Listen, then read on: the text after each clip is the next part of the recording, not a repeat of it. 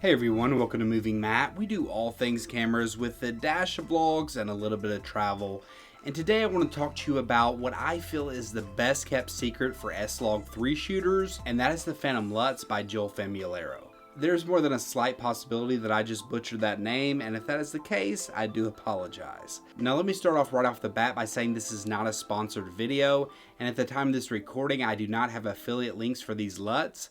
I do have them linked below for your convenience if you do decide to pick them up though. So now that we got all that out of the way, let's jump into why I think these LUTs are so special, how they've helped me, and why I think maybe they can help some of you too. So if you're anything like me, then you recently got a Sony A7S III, or if this is in the future, maybe you got an A7 IV.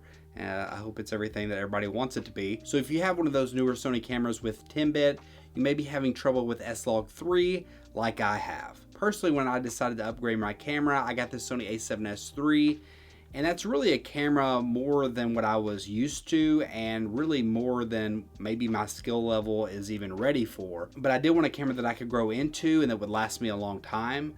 But with all that being said, I did have a camera that shot C-Log1, which is a much easier profile to color for, and I think I underestimated just how hard S-Log3 would be to color grade. So I started watching all the tutorials I could and tried memorizing all the equations that Gerald Dunn teaches, but to be real, I still felt overwhelmed and frustrated thinking I was going to have this incredible machine and not be capable enough to take advantage of it. For me, that's when I found the Phantom LUTs, and I'm really glad I did because it made my job and my life a whole lot easier. Now, you've been seeing some of the examples of the Phantom LUTs already, and side note, I appreciate you indulging a first-time father taking video of his son. I'm aware that he is mine, so my judgment of how beautiful I think that footage was may have been skewed some, but if you have been liking the footage and respect someone who would blatantly use his child's adorableness for personal gain, be sure to hit that like button and consider subscribing. But back to these LUTs. You may be surprised to find out that in these examples I've been using, I literally did that with one click, and that was no additional settings, that was no additional grading, that was literally just one click on the computer, and that was with me, of course, having the exposure right directly out of the camera.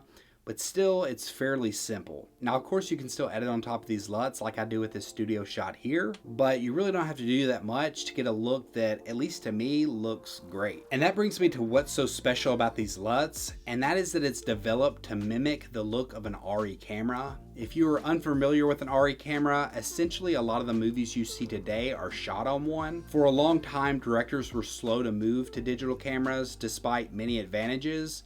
And the reasons that they were is because film has a very particular quality to it, and it was very hard to replicate with a digital camera.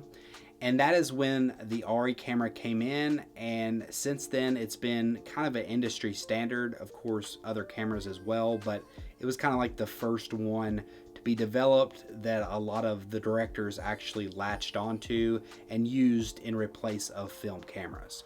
So since these LUTs are based on the Arri look, you know you are getting something that people will automatically associate with the movies that they watch. And these are actually really close matches. I won't go too far in the weeds here, but you can go check out on his site and see how they compare. But besides the great looks and the easy workflow in the editing department, it also makes exposing for S-Log3 fairly simple. Basically, you can use the gamma assist that comes with the camera, and it matches up really well for these LUTs.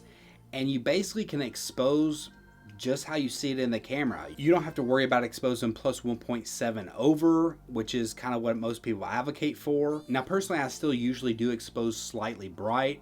And if you do that, the LUTs actually come with what they call a legacy, meaning that if you expose bright, then it brings it down about a stop and a half.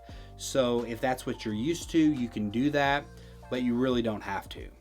Now, one of the slight disadvantages of these LUTs are that you don't quite get the dynamic range of other LUTs. So you may be thinking to yourself, if you're not getting all the S-Log3 dynamic range, then why shoot an S-Log3 at all? And why not just shoot in a standard profile or maybe S-Cinetone? And the reason for me is the flexibility that it gives you in post. This comes with 5 distinct looks. The neutral, which looks great and is also the best one to customize for yourself if you want to add a little extra color. The icy blue, which I really like and looks particularly good if you already have blue in the shot. The tungsten look, which does exactly what it sounds like. It's great for tungsten light, so for those golden hour shots. Also, there is Utopia, which is a little bit more artsy of the bunch, but definitely gives you a unique look that I really like. And then there's the Jamaica, which I'm not a huge fan of it personally, or at least I haven't found much use case of it yet. But I'm sure if you're in a tropical environment, then it would look pretty great. So I really like all the options this gives me, and that way I'm not locked into a standard profile look. Also, it still does give you better dynamic range than the standard would, and you also have the S-Log footage, so later on, if you want to take full advantage of it, then you can. So those are the reasons that I feel these LUTs are super special and how they've helped me. But who do I think these LUTs are for? Well, first, if you're someone like me who's having trouble with S-Log 3, then these are great for you.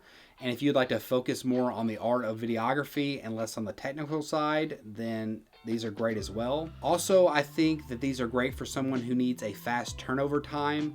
I've actually used these for some client works in the past, and I do 2 videos a week on this channel, so it really saves me a lot of time to have something that's really just right ready to go and it doesn't sacrifice on quality. But those are just my thoughts on these LUTs. I really wanted to get the word out there because I don't really feel like many people talk about these LUTs, and I think they can be very helpful for people who are new to S-Log 3 or who are having problems like I was. But give me your thoughts on these LUTs. Have you used them before? Do you like the footage you've been looking at? Do you think you'll pick them up for yourself?